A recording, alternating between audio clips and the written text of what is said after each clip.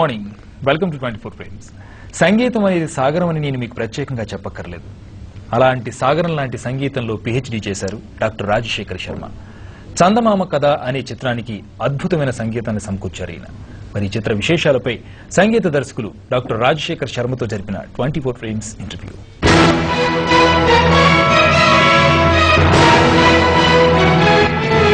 Good morning Rajasekhar Sharma గారు. Good morning sir. Welcome to 24 frames అండి. రాజశేఖర్ శర్మ గారు, మీరు సంగీతం ఒక సాగరం అంటారు, మీకు తెలిసిన మాట, దానికి అంతం లేదు. ఓ మ్యూజిక్ డైరెక్టర్గా తెలుగు చిత్ర పరిశ్రమకు పరిచయం అవుతున్నారు. చిత్ర పరిశ్రమ కూడా ఓ సాగరమే. ఎందుకంటానంటే దీనికి ఏ క్షణానికి ఏం జరుగుతుందో ఆ సాగరంలో మనకు తెలియదు. ఈవేళ నా ముందు కూర్చున్నటువంటి రాజశేఖర్ శర్మ నెక్స్ట్ ఇయర్ ఇదే టైంకి ఇదే డేట్కి మాకు అందుబాటులో లేని రాజశేఖర్ శర్మగా అయిపోవచ్చు. అక్కడ అవకాశం ఇంపార్టెంట్. అలాంటి ఓ అందమైన అవకాశం మీకు లభించింది చందమామ కథ అనే సినిమా ద్వారా. ఈ సినిమాకి సంగీత దర్శకత్వం వహించడం అంటే కొత్తగా సంగీతం చేయడం వేరండి.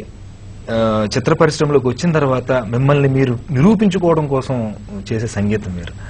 మరి మీకు లభించినటువంటి చందమామ కథ అని ఈ సినిమాకి మీకు లభించింది, ఈ అవకాశం ఎలా లభించింది అసలు? అప్పటిదాకా నేను టీవీ ప్రోగ్రామ్స్ కి వాటికి కూడా నేను మ్యూజిక్ చేశాను. ఓకే, మంచి హైలైట్ ప్రోగ్రామ్స్ వచ్చాయి. ఈవెన్ జెమినిలో యాహూకి, అలాగే వచ్చి ఈటీవీ బ్లాక్ అని ఇలా చాలా వాటిలో చేశాను. అయితే అనుకోకుండా ఒక కో డైరెక్టర్ ఒకసారి పరిచయం అయ్యారు. పరిచయం అయిన తర్వాత ఆయన తీసుకెళ్లి చంద్రశేఖర్ గారి దగ్గర తీసుకెళ్లారు. అప్పటిదాకా ఏంటంటే నేను అన్నమాచార్య కీర్తనని నార్మల్ వేలో కాకుండా కొంచెం కొత్తగా చూపించాలి, అలాగే వచ్చి అన్నమాచార్య కీర్తనని దాని యొక్క భావాన్ని ప్రకారం చూపించాలి అనే ఉద్దేశం కొద్దీ కొత్తగా చేస్తున్నాను. నేను PhD చేస్తుంది కూడా అన్నమాచార్య కీర్తనల మీదే, మ్యూజిక్ PhD చేస్తుంది కూడా. దాంతో లక్కీగా అది నా సార్కి నచ్చిన తర్వాత ఓకేనండి అని చెప్పి అప్పుడు కూడా కొంచెం వెయిట్ చేశారు. వెయిట్ చేసిన తర్వాత ఆ సాంగ్ ఆయనకి అలా తిరుగుతూ ఉండడంతో చాలా బాగా నచ్చి సరే అని చెప్పి అవకాశం ఇచ్చారు.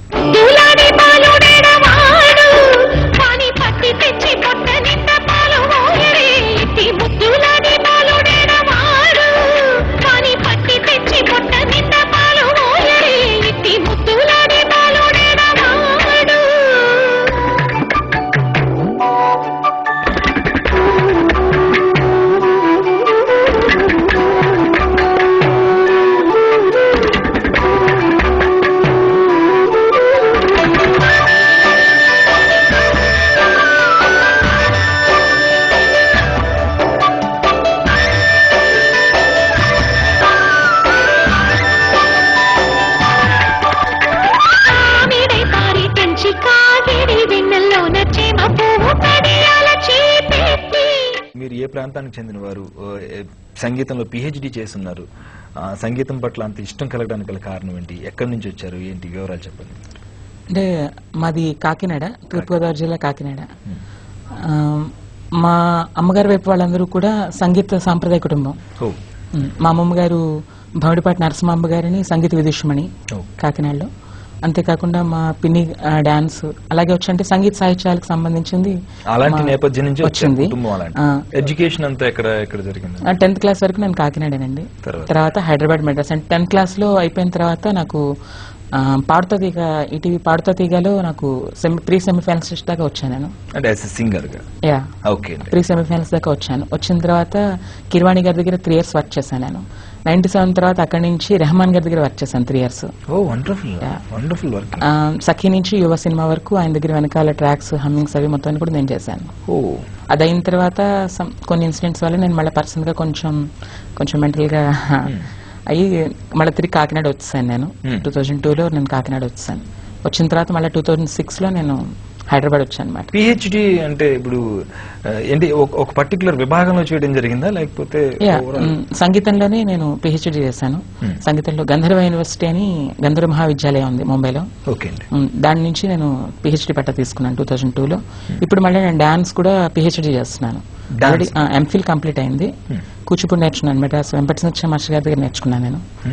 ఆ తర్వాత దాంట్లో నేను ప్రస్తుతం PhD చేస్తున్నాను అనమాట. రియల్లీ హ్యాట్స్ ఆఫ్ అండి, సచ్ ఎ గ్రేట్ పర్సనాలిటీ నా ముందు కూర్చున్నారు ఈరోజు. ఎందుకంటే ఈ డాన్స్ అని, సంగీతం అని ఇలాంటివన్నీ మనం మర్చిపోతున్న తరుణంలో వాటిని పట్టుకుని మావి ఇవని మాట్లాడుతున్నటువంటి వ్యక్తులు, ధీమాగా ఉన్నటువంటి వ్యక్తులు, మీలాంటి వాళ్ళని చూస్తే చాలా హ్యాపీగా అనిపిస్తూ ఉంటుంది. రైట్ రాజశేఖర్ శర్మ గారు, ఇంత పిహెచ్డి చేసి సంగీతం పట్ల కానీ నాట్యం పట్ల కానీ ఇంత ఇంట్రెస్ట్ ఉండి ఈ కమర్షియల్ వేలో ఉన్నటువంటి సినిమాల వైపు రావడానికి గల కారణం ఏంటి? అంటే ముందు నుంచి ఆ టార్గెట్ ఉందా? అలానేం లేదండి. కాకపోతే ఏంటంటే నాకు తెలిసినంత వరకు ఏదైనా కూడా కళల పరమార్థం ఏంటంటే జనాలను ఆనందింపజేయడం. దానికి ఈజీ వేలు రెండే ప్రస్తుతానికి. ఒకటి పూర్తిగా క్లాసికల్ గా ఉండిపోవడం, కానీ ప్రస్తుతం ఏంటంటే ఈ జనరేషన్ లో అదంతా కుదరట్లేదు. ఇంకా మిగిలింది సినిమా. సినిమా అయితే కొంచెం తొందరగా జనాలకు రీచ్ అవ్వచ్చు. 100%. అంటే మనం చెప్పదలుచుకున్న విషయం అంటే నా ఉద్దేశంలో సందేశం తప్ప దేశం లేనివాడు కళాకారుడు. కాబట్టి ఆ కళను ఎలా అయినా సరే జనాలకు తీసుకువెళ్ళాలి అనే ఉద్దేశం కొద్దీ నేను సినిమా రంగాన్ని ఎంచుకోవడం జరిగింది.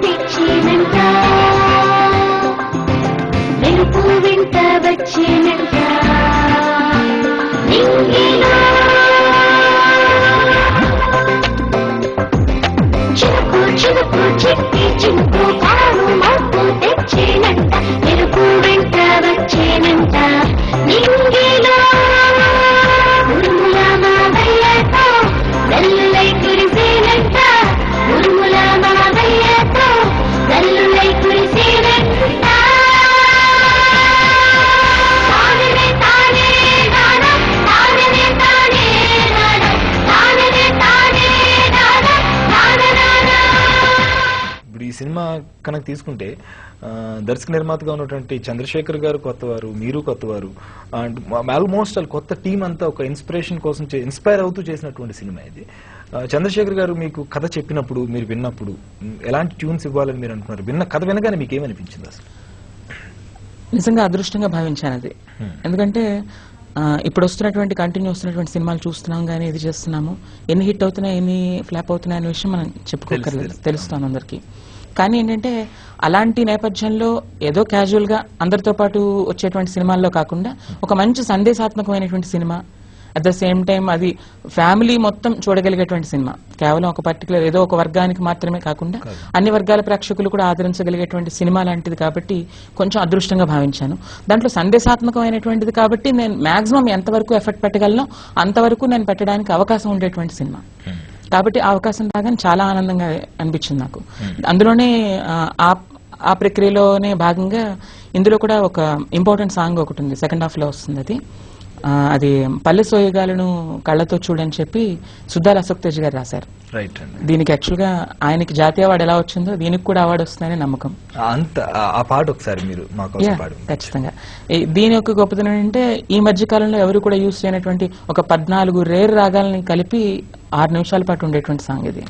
మొత్తం ఒక పాటలోనే 6 నిమిషాలు ప్లస్ 14 నిమిషాలు 14 రాగాలు ఈ పాట. ఒకసారి మాకు పల్లె సోయగాలను కళ్ళతో చూడు, మనసు కళ్ళతో చూడు, పల్లె సరాగాలను చెవులతో విను, గుండె చెవులతో విను, తెలవారగా కనులార తనివి తీరగా చూడు మన పల్లె, పాలతో తల స్నానం చేసి విరబూసిన మల్లె పూల ముల్లె మన పల్లె, గలగల రావాలను మనసార చౌరూరగ విను, గలంగలల గోదావరి భూపాల రాగ తరంగాలను. అలా వస్తుంది సాంగ్. మొత్తం 14 రాగాలు. బాలు గారు పాడారు ఈ పాట. బాలు గారు, శ్రీకృష్ణ, కళ్యాణ వసంత్, కృష్ణ చైతన్య మొత్తం నలుగురు చేత పాడించి ఒక ప్రయోగాత్మకంగా చేసినటువంటి సాంగ్ ఇది.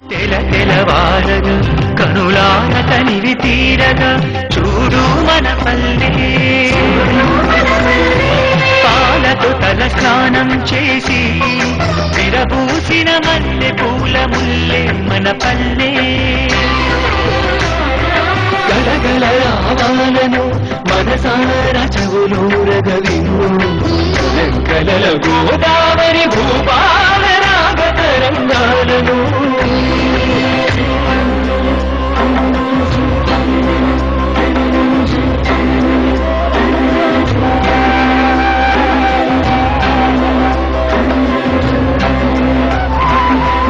గోముగ నాలుకతో నిమురుతూ బిడ్డకు కడుపు నింపుకోడు చిన్ని పిట్ట పాపకు తిండి పెట్ట తల్లి. సినిమా కూడా మీరు చెప్పినటువంటి విలువలతో కూడిన సినిమాగా అనిపిస్తుంది. అలాగే ఇలాంటి సినిమాకి మీ సంగీతం ఎంతవరకు సినిమాలో స్కోప్ ఉంది మీరు సంగీతం మ్యూజిక్ చేయడానికి? మిగతా సాంగ్స్ కి ఎలాంటి సిచ్యువేషనల్ గా ఉంటాయి లేకపోతే ఎలాంటి? లేదు, దీంట్లో ముందు చెప్పుకోవాల్సిన చంద్రశేఖర్ గారి గురించి. ఎందుకంటే చంద్రశేఖర్ గారు ఒక ఉత్తమ సంగీత అభిరుచి కలిగినటువంటి నిర్మాత. ఎందుకంటే సాధారణంగా ఇప్పుడు కొత్త మ్యూజిక్ డైరెక్టర్ అనగానే బడ్జెట్ చాలా ఎంత తక్కువ చేద్దామా లేదంటే అలా అని ఆలోచించే వ్యక్తి. కానీ అలాంటి వ్యక్తి కాదు ఈ మనిషి. ఎందుకంటే చాలా లేదు పెట్టండి, పర్వాలేదు, చూద్దాం, ఏం పర్వాలేదు, ఒక బడ్జెట్ అనుకున్నాము, అది అలా అలా అలా అలా డబుల్ అయిపోయింది. ఎక్కడా కూడా లైవ్ ఇన్స్ట్రుమెంట్స్ యూజ్ చేసాం. ఈవెన్ సితార్, జలతరంగిణి, ఈవెన్ డప్పులు గానీ, లేదంటే కనుక ఈవెన్ ఒక చోట పల్లి సోయగల దాంట్లో ఒక చోట కత్తెర అనే సౌండ్ వస్తుంది, కత్తెర తీసుకొచ్చి లైవ్ వేసిన సందర్భాలు కూడా ఉన్నాయి. అంటే అంత ఉత్తమ సంగీతాభిరుచి కలిగిన వ్యక్తి. అందులో సంగీతాభిరుచి ఉంది కాబట్టి సినిమా మొత్తాన్ని మాక్సిమం సంగీతంతో కవర్ చేస్తూ చేసినటువంటిది. ఎందుకంటే ఒక ఫీల్, ఏదో సినిమా సీన్ చూసినప్పుడు ఆ సినిమాకి నేపథ్య సంగీతం చాలా ఇంపార్టెంట్. ఆ నేపథ్య సంగీతం ఇస్తేనే, అదొక ఆధారం ఇస్తేనే అది నిలబడగలుగుతుంది. అలాంటి నేపథ్య సంగీతాన్ని దగ్గరుండి చేయించుకున్నటువంటి వ్యక్తి. ముఖ్యంగా చివరిలో క్లైమాక్స్ లో ఒక సాంగ్ వస్తుంది, ఆయన నన్ను తిన్నారు, మామూలుగా కాదు. ఆ ఒక పాట కంపోజ్ చేయడం దాదాపు ఒక 5-6 సార్లు కంపోజ్ చేశాను. కంపోజ్ చేయడం, ప్రతిసారి కంపోజ్ చేయడం, అయిపోయిన వెంటనే కంపోజింగ్ అయిన దాకా ఆయన ఇలా ఇలా బుర్రవుతూ ఉండేవారు. అయిపోయిన తర్వాత, కంపోజింగ్ అయిపోయిన తర్వాత బాగాలేదండి, మళ్ళీ ఒకసారి చూద్దాం, ఇంకోటి చూడండి, ఇదే మాట ప్రతిసారి. అలా మొత్తం 5-6 సార్లు కంపోజ్ చేశాను. అలా నవ్వుతూ బాగుందండి అన్న ట్యూన్ మాకు పాడి వినిపించాను. లాస్ట్ లో బాగుందన్నారు ఈ సాంగ్. చివరిలో క్లైమాక్స్ సాంగ్ ఇది, చాలా బాగా పాడారు నిత్య సంతోషం కూడా. వెన్నెలమ్మ వెన్నెలమ్మ ఓ వెన్నెలమ్మ, నల్లనైనా మా అల్లరి కన్నయ్యను కనిపించి పొమ్మని చెప్పమ్మా, ఒక మారు కనిపించి పొమ్మని.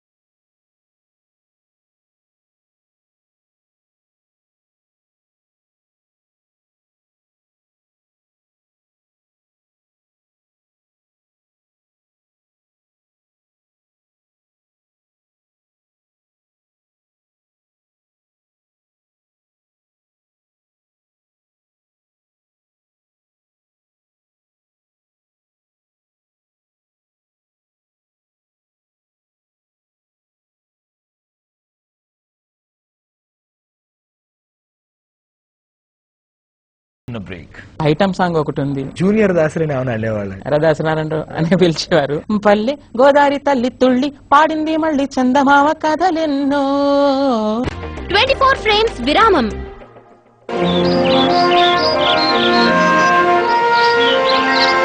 జయ జయ శుభకర వినాయక శ్రీకాణి పాకవర సిద్ధి వినాయక.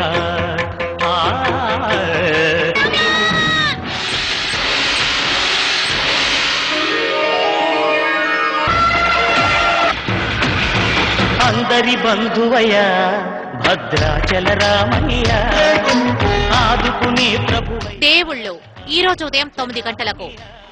24 ఫ్రేమ్స్ విరామం తరువాత. అలా విలువలు ఉన్నట్టుగా, ఎక్కువ ఇంపార్టెన్స్ కూడా ఉన్నట్టుగా కనిపిస్తుంది. ఎవరెవరు రాశారండి పాటలు? పాటలు కూడా మంచి వ్యక్తి, సుద్దాల అశోక్ తేజ్ గారు రాశారు. అలాగే కేదార్నాథ్ గారిని ఒక ఆయన, ఓలేటి శ్రీనివాస్ భాను గారు, అలాగే వచ్చి ఇంకా మంచి మంచి చెప్పాలంటే తంత్రవహి శ్రీరామచంద్రమూర్తి గారిని, అంటే ప్రతి సాహిత్య సాగర్ అని. ఈవెన్ టైటిల్ సాంగ్ దగ్గర నుంచి చివరి వరకు తీసుకుంటే ప్రేక్షకుడు ఖచ్చితంగా మంచి సంగీతం అందించారు, అంటే అద్భుతమైన సంగీతం అని చెప్పలేకపోయినా ఒక మంచి సంగీతం ఇచ్చారు అన్న ఫీల్ అయితే మాత్రం ఖచ్చితంగా ఉంటుంది. ఎందుకంటే ఫస్ట్ ఈ మధ్య కాలంలో, అంటే ఇందులో గొప్పగా చెప్పుకోదలసింది ఏంటంటే, ఈ మధ్య కాలంలో మాక్సిమం అన్ని కూడా ట్యూన్స్ కి లిరిక్స్ రాస్తున్నదే. మాక్సిమం అన్ని కూడా. అంటే అవి నేను మంచి పద్ధతి కాదు అని చెప్పను నేను.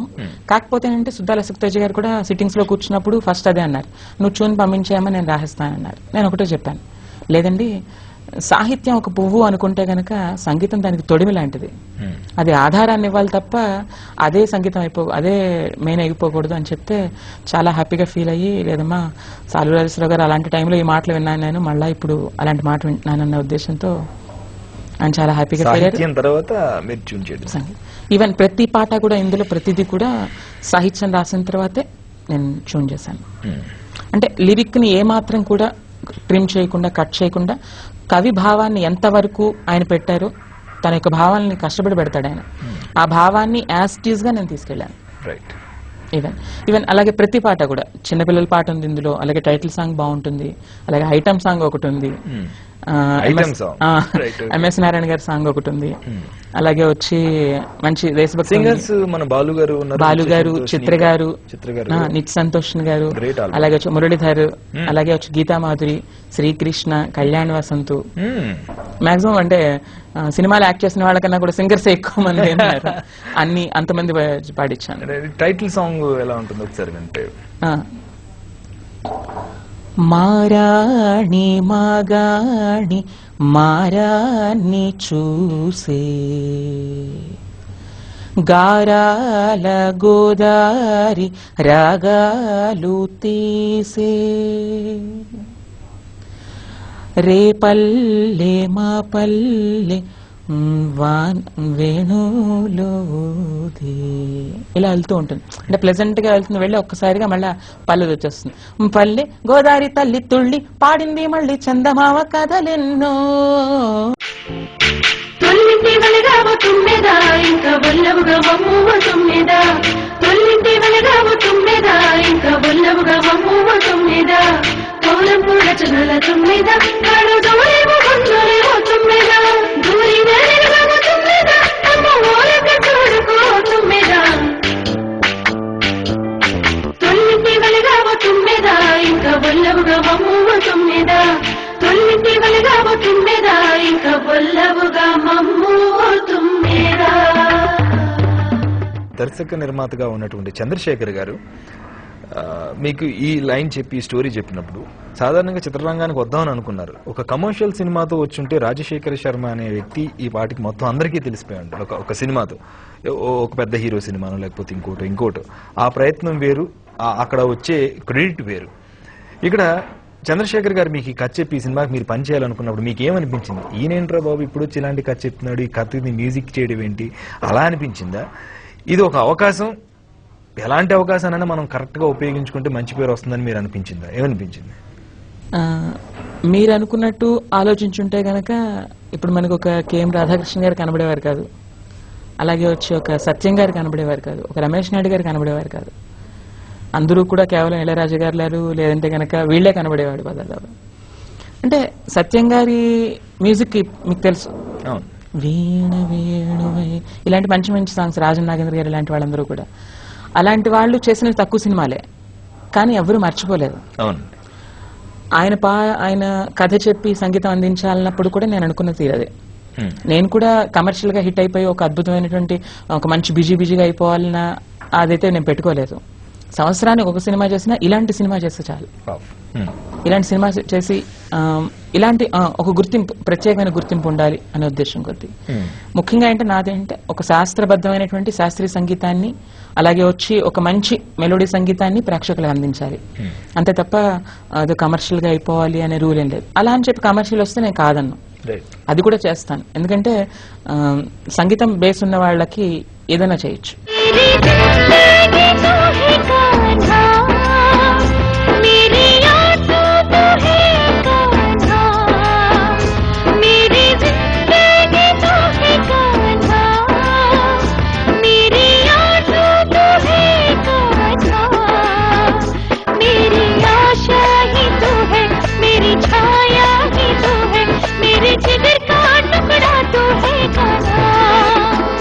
मेरी आशा ही तू है, मेरी छाया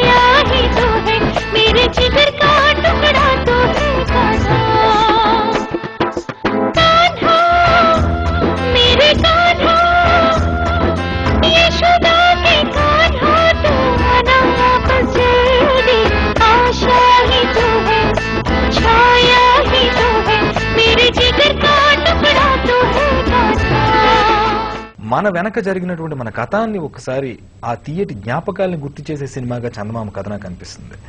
అయితే ఇలాంటి సినిమాలో అంటే చాలా మంది కమర్షియల్ గా ఆలోచించే వ్యక్తిత్వం కాకుండా ఒక మంచి ఆలోచనతో ఈ కథ చెప్పగానే ఒప్పుకుని ఒక మంచి క్యారెక్టర్ పోషించారు అల్లరి నరేష్. నిజంగా తనకి హ్యాట్స్ ఆఫ్ చెప్పాలనిపిస్తుంది. ఎందుకంటే ఇప్పుడున్న జనరేషన్ హీరోల్లో తన సపరేట్ ట్రాక్ తో వెళ్తున్నాడు, కామెడీ ట్రాక్, తన సినిమాలని సక్సెస్ సాధిస్తున్నాడు. కానీ ఈ సినిమాకి ఆయన పనిచేయడం అంటే నిజంగా విలువలతో కూడిన సినిమా కాబట్టి జనంలోకి వెళ్లాలని ఆయన వర్క్ చేశారు. నరేష్ గారి క్యారెక్టరైజేషన్ గురించి మీకు ఏమైనా తెలిస్తే ఆయనకు RR ఇచ్చుంటారు అని పర్ఫార్మెన్స్ గురించి చెప్పండి. అంటే ఒక పల్లె వాతావరణం అంటే ఏంటో తెలియదు, భారతీయ సంస్కృతి అంటే ఏంటో తెలియదు ఒక పిల్లవాడికి. అలాంటి పిల్లవాడు అనుకోని కారణాల వల్ల బామ్మ దగ్గర కొన్ని రోజులు ఉండాల్సి వస్తుంది, కొన్ని నెలలు ఉండాల్సి వస్తుంది, ఒక 2 నెలలు. అలాంటి ఆ 2 నెలల్లో వాళ్ళిద్దరి మధ్య వచ్చినటువంటి ర్యాపోర్డ్, ఆ ర్యాపోర్డ్ ని దృష్టిలో పెట్టుకుని పెద్ద అయిన తర్వాత కూడా మళ్ళా అలాంటి పల్లికి ఏదైనా చేయాలి. థీమ్ కూడా అదే, కన్న తల్లిని ఉన్న ఊరిని విడిచి వెళ్ళొద్దు దయచేసి, వెళ్ళినా కూడా అప్పుడప్పుడన్నా కనీసం చూస్తూ ఉండండి అన్న ఫీల్ అది. అలాంటి వ్యక్తి మళ్ళా తిరిగి వచ్చి తన పల్లికి ఎదురు చేయాలి, ఏం చేస్తే బాగుంటుంది, ఏం చేశాడు అన్నది సినిమా. అలాంటిది ఇప్పటిదాకా అల్లరి నరేష్ గారు అసలు ధరించలేదు అలాంటి పాత్ర. ఇప్పుడు చాలా అంటే ఈవెన్ గమ్యం లాంటి సినిమాల్లో అట్లా చూసుకున్నా కూడా ఆయన అల్లరితనం కనబడుతూ ఉంటుంది. కానీ ఎక్కడా కూడా ఇది అల్లరి నరేష్ అన్న మాట రాకుండా డిగ్నిఫైడ్ నరేష్ అనే పేరు వస్తుంది, హుందా నరేష్ అలాంటి పేరు వస్తుంది ఆయనకి. అంత మంచి క్యారెక్టర్.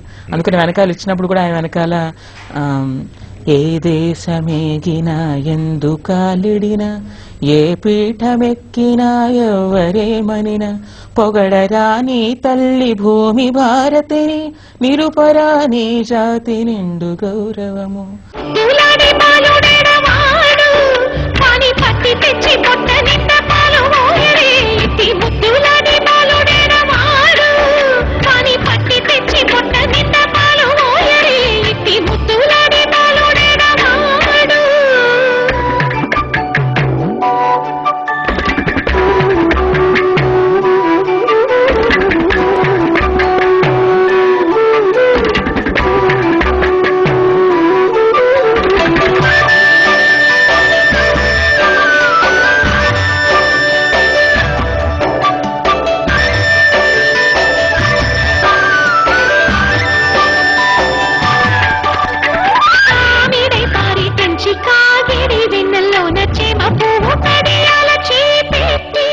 రాజశేఖర్ శర్మ గారు ఈ సినిమాలో పద్మభూషణ్ బాలు గారితో పాట పాడించారు. మహానుభావుడు, భారతదేశంగా ప్రపంచమే గర్వించదగినటువంటి గంధర్వ గాయకుడు ఆయన. ఆయనతో పాడించినప్పుడు తొలిసారి మీరు మ్యూజిక్ డైరెక్టర్ గా వచ్చారు, మీ వైబ్రేషన్స్ ఎలా ఉన్నాయి, ఎలాంటి సిచ్యువేషన్ ఫేస్ చేశారు, ఆయన ఎలా సపోర్ట్ చేశారు? అంటే బాలుగారు ఇంతకు ముందు ఆల్రెడీ పరిచయం నాకు. అంటే నేను పాడుతా దిగాలో ఆయన దగ్గర శిష్యులకమే, ఒక విధంగా చెప్పాలంటే శిష్యుడే. దాంతో కొంత అలాగే వచ్చి కిరవాణి గారి వాళ్ళ దగ్గర అంటే ఆయన తెలుసు, ఆయన ఎలా పాడతారని తెలుసు. జీవితంలో అంటే కిరవాణి దగ్గర వర్క్ చేసినప్పుడు అనుకునేవాడిని జీవితంలో ఒక్కసారన్నా ఇంచేది పాడించాలి, కనీసం ఒక్కసారి చాలు, జన్మధన్యం అయిపోతుంది పాడించేవాడు కానీ అన్నట్టుగా అనుకునేవాడిని. అనుకున్న టైంలో అక్కడికి వెళ్ళిన తర్వాత బాలుగారిని ఫస్ట్ అనుకోవడమే బాలుగారిని అనుకున్నాం, కన్ఫర్మేషన్. ఫస్ట్ పాట రికార్డింగే బాలుగారిది అనమాట. వెళ్ళేటప్పటికి చూసిన తర్వాత బాలుగారు లిరిక్ అంతా చూసి అబ్బా పెద్దదిరా అన్నారు. అంటే పెద్దవాళ్ళు కదా సార్ మీరు అన్నారు. ఒకటే మాట, మీరు పెద్దవాళ్ళు కదండి, పెద్ద పాటే ఉంటుంది అని అన్నా. అంటే అప్పటికి ఈ మధ్య జోకులు కూడా వస్తున్నావు బాగానే అని చెప్పి పాట అంతా ట్యూన్ అంతా విని అయిపోయిన తర్వాత రికార్డింగ్ కి ముందు 1 నిమిషం ఒకసారి లోపల రమ్మన్నారు సార్. ఏమైనా తప్పులున్నాయేమో, తిడతారేమో, చిన్నవాడిని అసలుకే ఏమంటారేమో, జస్ట్ ఇలా చేస్తే చాలు నాకు భయం వేస్తుంది అనుకున్న టైంలో వెళ్ళేటప్పటికి ఒకటే మాట అన్నారు.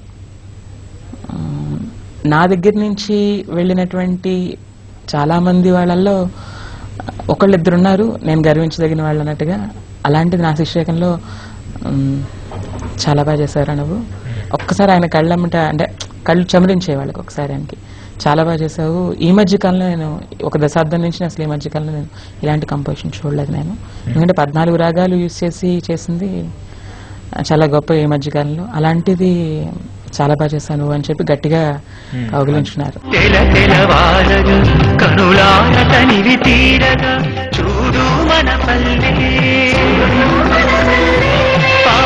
తల స్నానం చేసి విరబూసిన మల్లె పూల ముల్లే మన పల్లె గలగల ఆవాలను మనసార చెవులూరగవిను కలల గోదావరి భూపాల రాగ తరంగాలను. రాజశేఖర్ శర్మ గారు, మీతో మాట్లాడుతుంటే నాకు ఒకటి అనిపిస్తుందండి. కాకినాడలో మిమ్మల్ని ఎవరైనా జూనియర్ దాసరి అని ఏమైనా అనేవాళ్ళు? ఎందుకు మిమ్మల్ని చూస్తే మీ పోలికలు కానీ, మీ చిరునవ్వు కానీ, మీ ప్రతి కదలిక 30 ఏళ్ల దాసరి నారాయణరావు గారిని, అంటే ఆ వయసులో ఉన్న దాసరి గారిని గుర్తు చేస్తుంది. ఎవరైనా అనేవాళ్ళ మిమ్మల్ని? కాకినాడలో చిన్నప్పటి నుండి స్కూల్లో ఇదే నా కొలీగ్స్ కానీ, ఈవెన్ నేను చదువుకున్నప్పుడు కానీ అందరూ కూడా చిన్నప్పుడు ఏదో ఎరా దాసనారాయణరావు అని పిలిచేవారు. అయితే నా ఎక్స్పెక్టేషన్ కరెక్టే. అబ్సల్యూట్లీ. మీతో మాట్లాడుతుంటే యంగ్ దాసరి గారితో మాట్లాడుతున్నట్టు ఉంది. దాసరి గారు ఎన్నో ఉన్నతమైన శిఖరాలని అధిరోహించినటువంటి వ్యక్తి. ఆయన అక్కడ ఉన్నారు, మీరు ఇక్కడి నుంచి స్టార్ట్ అయ్యారు. ఇక్కడి నుంచి మీకు ఆ గుర్తింపు, అంటే మ్యూజిక్ డైరెక్టర్ గా మంచి గుర్తింపు వచ్చింది కాబట్టి మీరు కూడా అంత ఉన్నతమైన స్థానాలకు వెళ్లి తెలుగువారి సంగీత సాహిత్యపు విలువల్ని అలా ఎప్పుడు గుండెల్లో నిలిచిపోయే మంచి సాహిత్యాన్ని, మంచి మ్యూజిక్ ని మా ముందుకు తీసుకురావాలని మనస్ఫూర్తిగా కోరుకుంటూ thanks for coming and all the best. Thank you.